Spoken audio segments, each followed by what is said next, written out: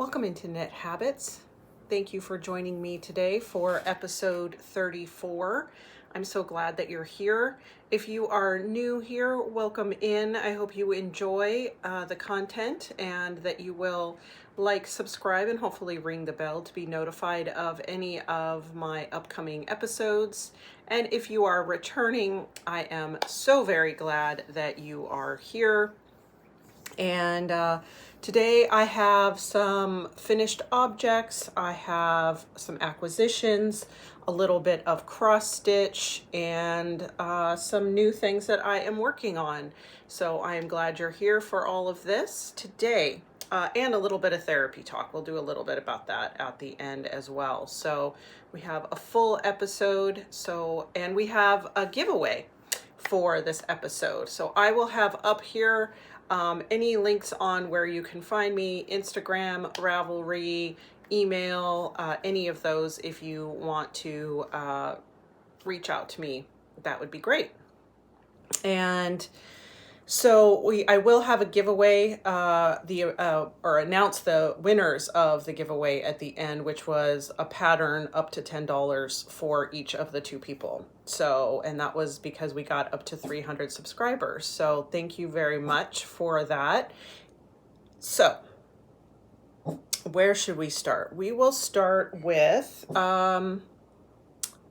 finished objects. So as you can tell here, I do have the Low Key by Elizabeth Smith up here that I knitted in the high desert worsted. Fred is barking over here on the floor. Sorry if you can hear that. This is the tunic length vest that I knit here. And you probably can't really see how long it is. Let me move the camera down here. It is pretty long, as you can tell. And, oh, sorry, I'll try not to move it too much so you don't get sick here. It does have the garter section down here, and then the high-low hem on the bottom, done in garter as well. And then I did do also the cowl neck on there, and then there's a little bit of garter stitch on the edge once you have gotten everything done and put back together. And you do a 3 needle bind off on the shoulders to join the front and the back since it is bottom up. So that is that. Let's move this back around here. Sorry about that. Okay.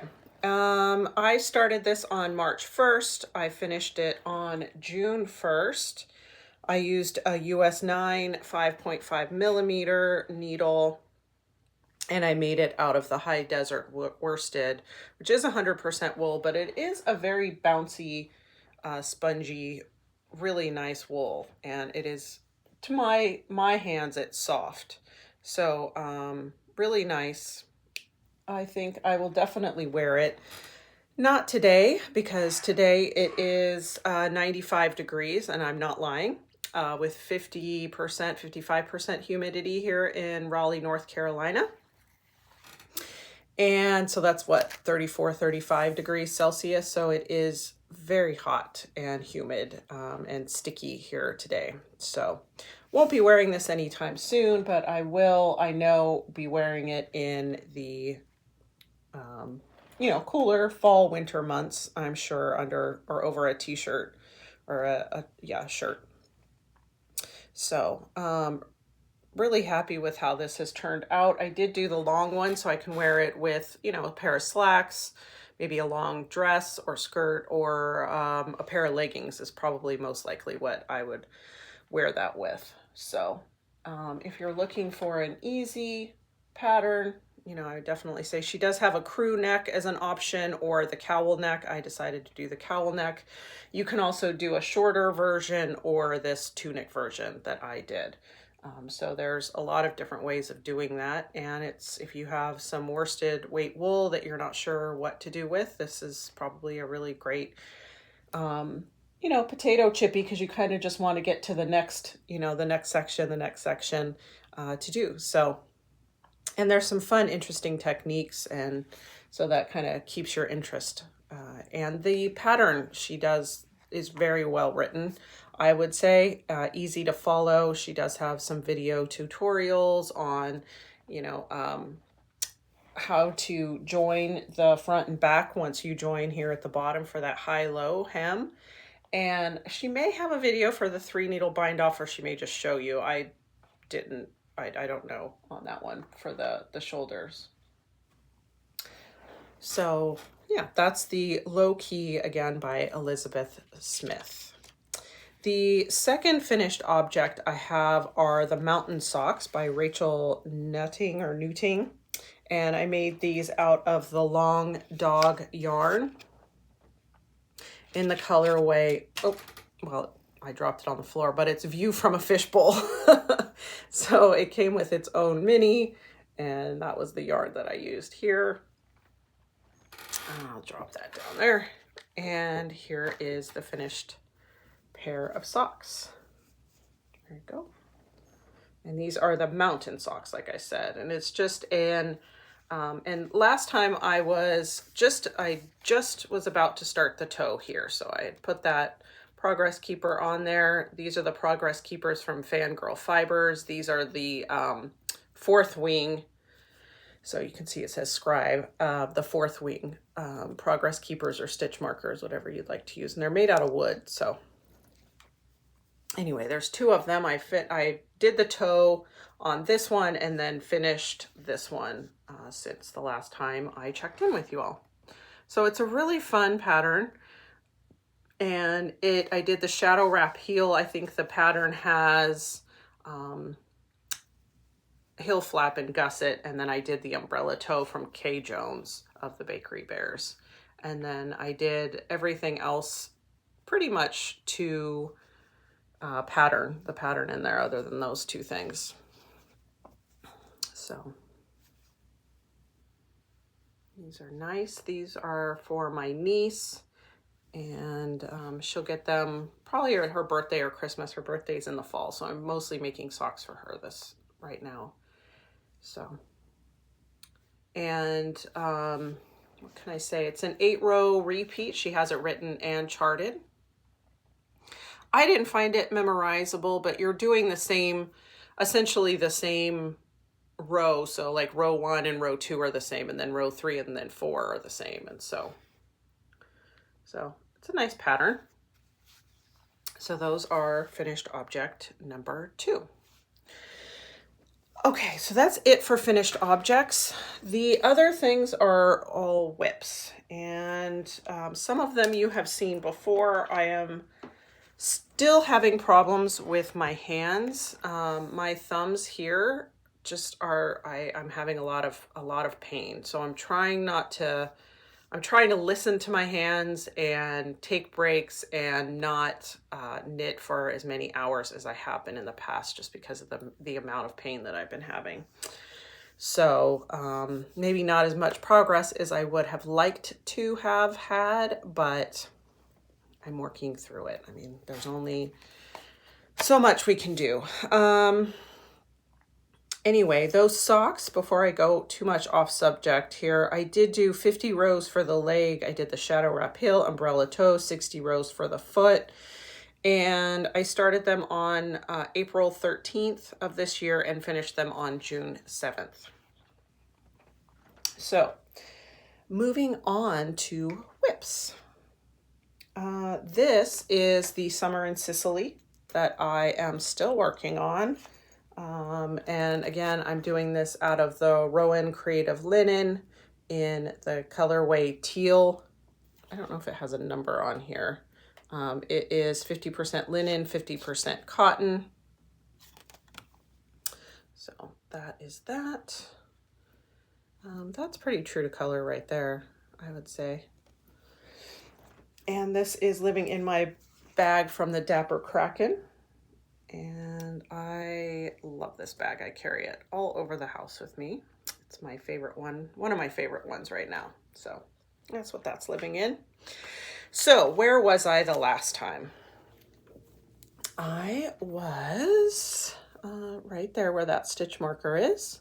So I've done about 6 or 7 inches. I split for sleeves, And I have done one decrease round. So once you split for sleeve, they have you do, depending on the size you're making, she has you do a certain amount of length here after the underarm, and then you do some decreases, and then you do a little bit more and you do more decreases. So I have to get to that state to do the next round of decreases. So that is where I'm at. And if I didn't say, this is Summer in Sicily, which is by Mini Me Knits. And you know what? I don't know that I'm getting gauge with this. I realized yesterday, because number one, if you've been here a while, you know I very rarely do gauge swatching. I know, I should be, but I don't. I'm using a US 6 4mm, and I think the pattern is written for a 3.5. I'm not going to pull all this out to fix it. It's going to be what it's going to be. But it is really pretty. I do really, really like this eyelet, the way this is done here. It's really lovely. I would love that in a pair of socks. Who knows? Maybe I'll write a pattern. That would be fun. Anyway, there it is. And it has this lovely keyhole neckline here. So I'm hoping to get this done by the next time we meet. I would love to wear this when I go to DFW in August. I think this would be a lovely thing to wear to that. And let's see, where is it at if I was to stand up? Yeah, I mean, it still needs some more room here. It's right above my belly button, I would say. So, yeah. And I have my Bert & Ernie stitch holders on this one. And I have my barber cords on here. Do you guys use these little things where you can run it through? I find it really helps, especially with something like linen or something that isn't really sticky, and I don't want it to slip off. So I find those work well. I don't know that I have anything else to say on that. Just making forward progress as far as I can get on that right now. Okay, so let me move my stitch marker or my progress keeper. Again, these are still the same ones that I was using before. These are the ones from Fangirl Fibers. This one says Healer. So if you're into Fourth Wing, which I love Fourth Wing, you know, then that's might be good for you to go check her out and see what she has over there. She's going to be at DFW, so I'm very excited to go back and see her. So yeah, Summer in Sicily.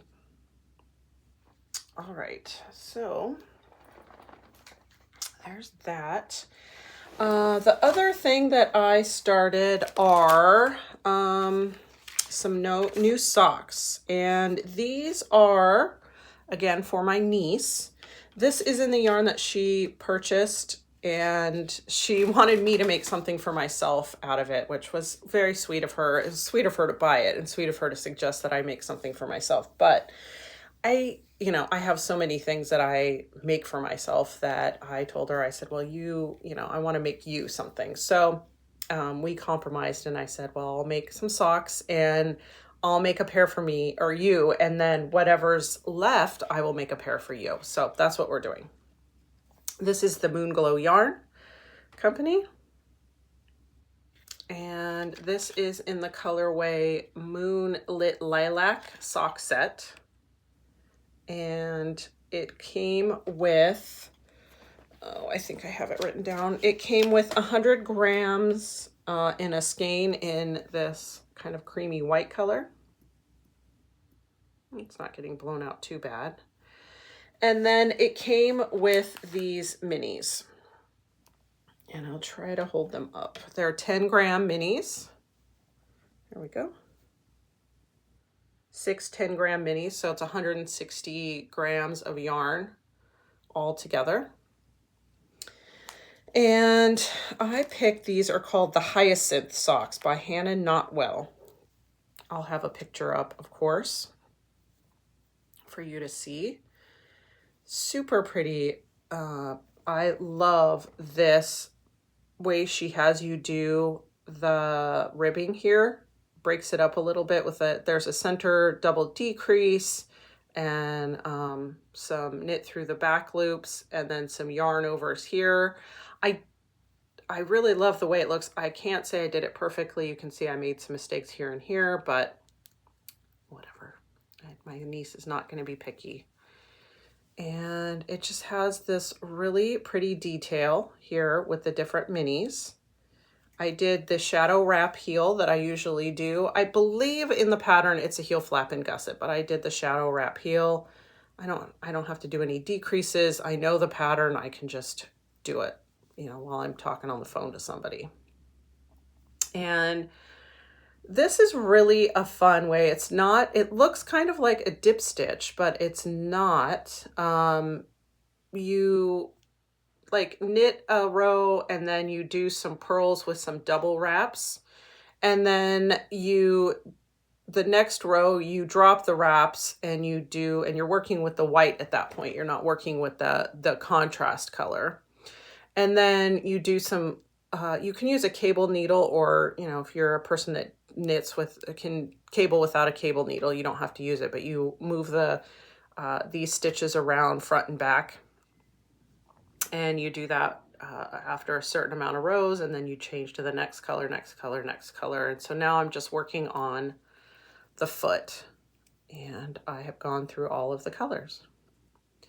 And I think in the pattern gives you the choice of continuing that purl bump on the foot or just doing stockinette. I decided to just do stockinette here. So that is a really fun sock with a little bit of visual interest and a really fun, because if you're like me, I get really bored doing ribbing. So this was fun to have a little something to do. So let's see here. I don't remember when I cast it on, but I did it. It's a US 1, 2.25. I'm going to look on my project page, which I will have all of my project pages linked. Let's see when I cast those on. I cast them on June 9th. So fun, fun, fun. Looking forward to that. And then I think what I'll do is I will make a shorty pair with whatever's left for myself, and then she and I will have matching socks. And let's see, I think that's everything I wanted to say. I did 6 repeats before I did the heel. So I don't know how many rows that is, but I just you know, went through all these colors once, basically. Yeah, I think that's everything. Yeah. That's really pretty. The next thing that I have cast on and cast off and cast on and cast off and cast on and cast off is the Anders tee. One moment. Sorry, had to bend over to get that. It fell on the floor. This is Living in My Bag from Amy of Happy Little Yarn, my pineapple bag. For the moment, at least. And this is, if you remember, I'm going to grab a tag real fast so I can tell you about it. Hold on one second. Okay, so this is the yarn that I got at our last meeting for the Fiber Guild at Yarn Etc. in Chapel Hill. And I will have a picture of the Anders tee up so you can see it as well. But this is in the Pima 100, which is 100% Pima cotton by Barocco. And it is a worsted weight yarn. And it is in this beautiful orange color. And if you remember correctly, I was going to use this with it. And I went to promise to do that. I cast it on. I started it after I pulled it out a few times with this on there. And then I had trouble with the pattern. I will say that the pattern is not the clearest to understand. I know that reading some of the notes in other people's projects that other people have had difficulty with it as well. You have 3 different, depending on your size, you read, she has all, so I think it's like small, medium or something like that, or extra small, small, and then medium. Anyway, there's 3 charts. So there's the chart for the front piece, because you start flat, and then you have the it's a raglan sweater, so you have the raglan increases. So she has a chart for the sleeve part, and then a chart for the back as well. And it was just really confusing the way that it was written. I had a very hard time with it. It looked to be that the some other people have had trouble with it as well. So I didn't feel too terrible for not understanding, but I did pull it out a few times. And when I was doing it with this, it just, you know, they're very different colors. I was hoping that this would blend in with this a little bit more.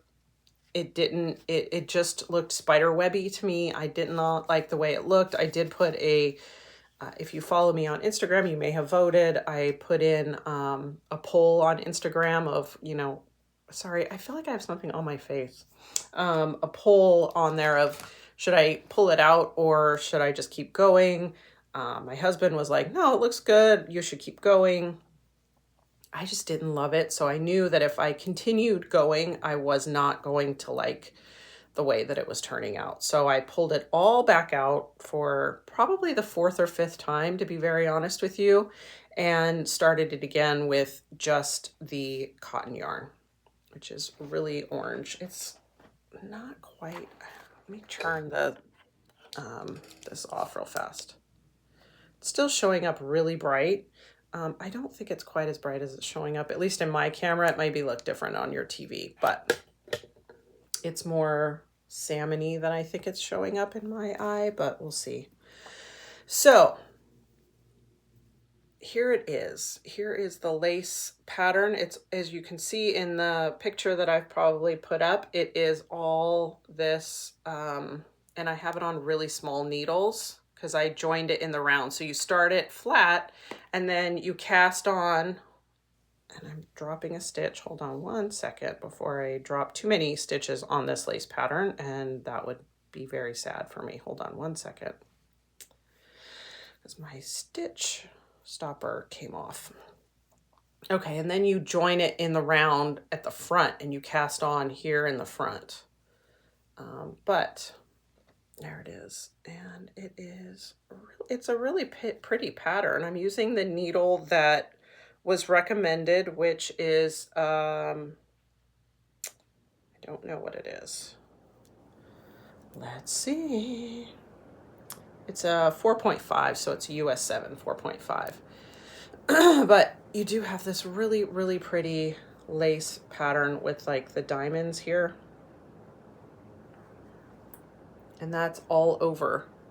And it is short sleeve. And you do the raglan increases as well. I don't think you can see them. Yeah, you can see it right here. There's that raglan increase line. Where was it? Hold on. I don't know that it really matters, but you can see it. It's right here in kind of in that pattern. It's really cool the way, once you figure it out, it's very neat. And it's very pretty, and I'm very much looking forward to it, to wearing it and having it be done. And once you figure it out, it's not hard. It was just a matter of getting it figured out that was a little frustrating. So there you go. It's really pretty. So I'm looking forward to that. And that is all that I have been working on as far as knitting goes. And like I said, I have done a little bit of cross stitch. So if you're here for just the knitting content, thank you for showing up and hanging out. Keep watching if you want to know if you won, and if you want to see acquisitions and the cross stitch. So Instagram got me, which it does a lot, sadly. And I had this show up on my Instagram, and it is from a company called Jump Seat Therapy Kits. And here's their information right there. And they have cute little cross stitch kits, and you can also just buy the pattern on their website as well. So I got these, and they're little luggage tags. This one is a sunflower, and I finished it and I put it into the little luggage tag. And it comes with everything. It comes with the needle, the needles, the tag, the little plastic thing to attach it, all of the thread. It comes with everything you need in the, yeah, it includes luggage tag, attachment, needle thread, stamped fabric, and color instructions. So it's really cute, and it even comes with a little back where you can write, you know, your contact information and everything. So I did finish this little sunflower, and I love cross stitch. I think it's really fun. My neighbor that lives across the street is, oh, she's such a good cross stitcher. She has cross stitch on little tiny linen, you know, really woven linen all over her house. She's constantly doing cross stitch, and she does beautiful cross stitch. I don't know how y'all do that with on linen and with nothing stamped on the cross stitch. I think y'all are amazing with that. I don't know. I don't know how you do it. But anyway, this was stamped on there. I thought it was a lot of fun. And I got this one, and then I got a second one. And I haven't started the second one yet, but here it is. It's a little, and you don't have to use it for a luggage tag. You know, you could use it for whatever you want. You can see it has everything in it in the back. It has the little plastic, and then it's stamped on there, and I will have them linked below. But this is so cute. So I'll get started on that one. And then I didn't bring them in, but I did get some more like larger cross stitch that's stamped. So I think I know a lot of people can do that. They just read the directions and start cross stitching on plain fabric. I don't think I'm there. I think I'm in my infancy in cross stitch, but I'm having fun doing it. And I think that's all that matters on our hobbies, right? So go check out Jump Seat on Instagram. They're jumpseat_therapy_kits. And then I will, of course, have them linked below. So there's their information. So there's that. And then let's see, what else did I get? I went on Etsy, and Mandy's Makings had these little fingering weight scrap packs. And this is $75.25, and you get 50 grams total, and this is from Mandy's Makings on Etsy. So I got 2 of those, and I thought, well, this could go into a blanket, or it could go into socks or whatever. You could do scrappy socks, you could do cuffs, heels, toes with it. So I thought that was really fun to do. So I got 2 of those. And then the last thing that I got is from Simply Sock Company. I got 2 colorways, and I don't want to take them out of the plastic, so I'll just show them real fast here. Really pretty green and reds. The red one is called Not Today Satan, and the green one, I don't know what that one's called. I might have to open it. Sorry. I'll try to cut the crinkling down. I'll have to open it to get it out. Hold on one second.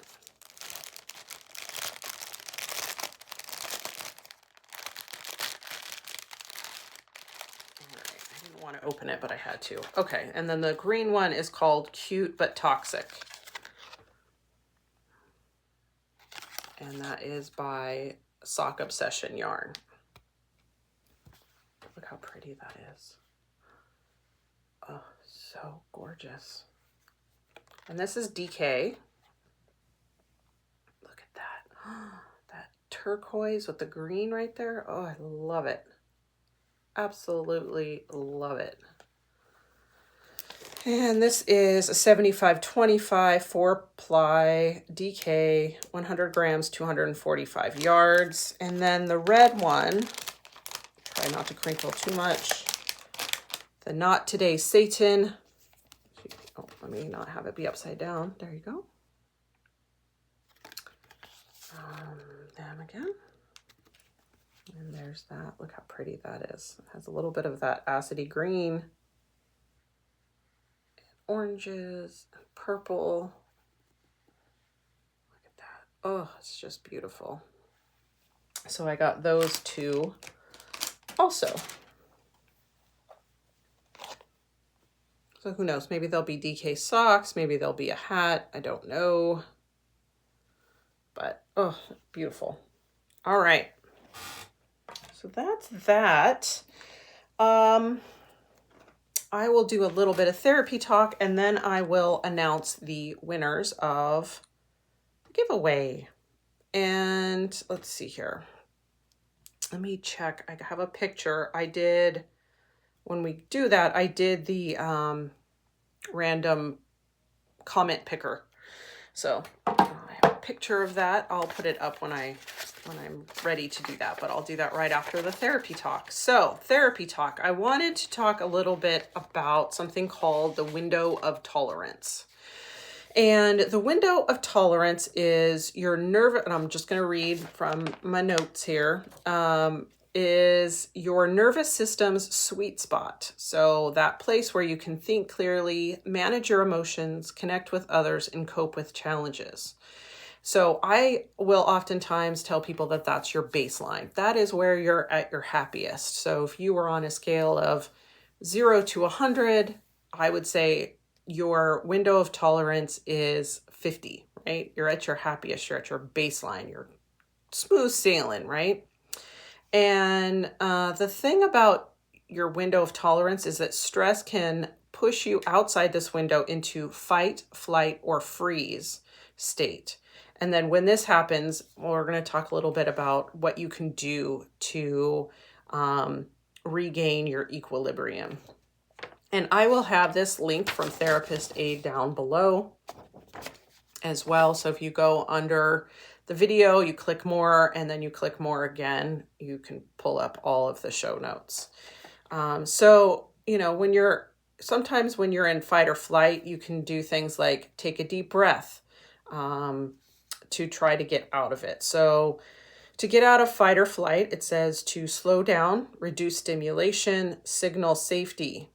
So take slow, deep breaths. Now, a lot of people, when I talk to people, maybe they're having a panic attack when they get on the phone, you know, and with me, and it can be really hard to really help somebody take deep breaths. And so that's really important to learn square breathing.